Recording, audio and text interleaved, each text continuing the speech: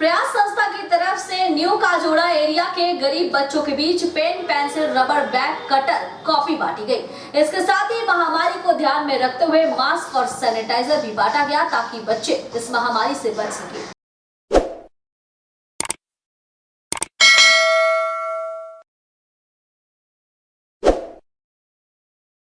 राज्य सरकार के आदेश के बाद क्लास 9वीं से लेकर 12वीं और कॉलेज खोल दिए गए हैं, लेकिन जूनियर सेक्शन अभी भी बंद है क्योंकि अभी भी कोरोना महामारी पूरी तरह से खत्म नहीं हुई है और तीसरी लहर होने की वजह से कहीं न कहीं बच्चों में इस महामारी के ज्यादा होने का खतरा भी मंडरा रहा है। हालांकि उम्मीद की जा रही है कि बहुत जल्द ही जूनियर सेक्शन भी खोल दिया जाएगा ताकि बच्चे अपनी पढ़ाई सही ढंग से पूरी कर पाए। पिछले 2 सालों से स्कूल बंद रहने की वजह से बच्चों की पढ़ाई पर खासा असर पड़ा है, खासकर ऐसे बच्चे जो गरीब हैं, जिनके पास कॉपी किताब खरीदने के पैसे तक नहीं है। ऑनलाइन पढ़ाई होने की वजह से इनकी पढ़ाई पर भी असर पड़ा है क्योंकि इनके पास एंड्रॉयड मोबाइल फोन नहीं था। ऐसे बच्चों की मदद करने के लिए प्रयास संस्था आगे आई है। प्रयास संस्था की तरफ से रियल काजोड़ा इलाके पहुंचकर वहां के गरीब बच्चे जिनके पास ना तो रबड़ है, ना ही पेंसिल और ना ही कॉपी किताब, उन्हें ये सामग्री उपलब्ध करवाई गई ताकि बच्चे इन छोटी छोटी चीजों की कमी की वजह से पढ़ाई में पीछे ना रह जाए। प्रयास की वजह से गरीब बच्चों को bag, pencil box, rubber, cutter, pencil, scale के साथ ही कोरोना महामारी को देखते हुए सभी को मास्क और सैनिटाइजर दिया गया ताकि बच्चे भी इस महामारी के दौर में खुद को सुरक्षित रख सके और इसके दुष्प्रभाव को जान सके।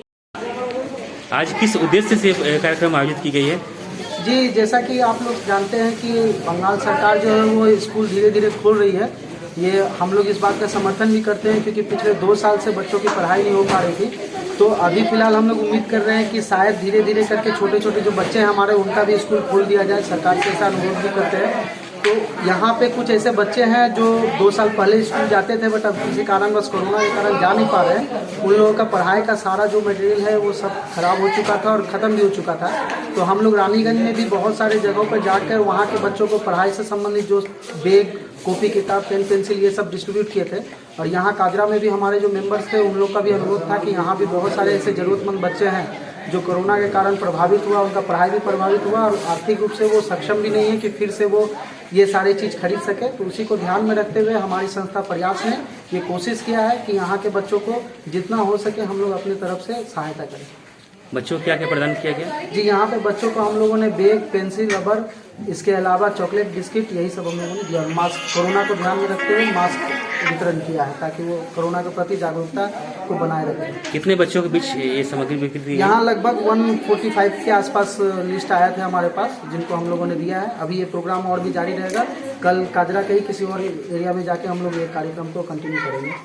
खर्च का निर्वहन संस्था कैसे करती है? खर्च का निर्वहन हमारे जितने भी मेंबर्स हैं वो सब अपने अपने तरफ से जो कंट्रीब्यूट करने का रहता है वो करते हैं। इसके अलावा भी कुछ ऐसे समाज सेवी हैं जो हम लोगों का हमेशा साथ देते हैं। रानीगंज के भी हैं, काजरा से भी हैं, बहुत ऐसे समाज सेवी जो हम लोग के साथ हमेशा पीछे खड़े रहते हैं इस कार्य में। अपना परिचय बता दें। जी, मेरा नाम पिंटू कुमार गुप्ता है। मैं इस संस्था का संस्थापक हूँ और ये सारे हमारे इस संस्था के सदस्य हैं।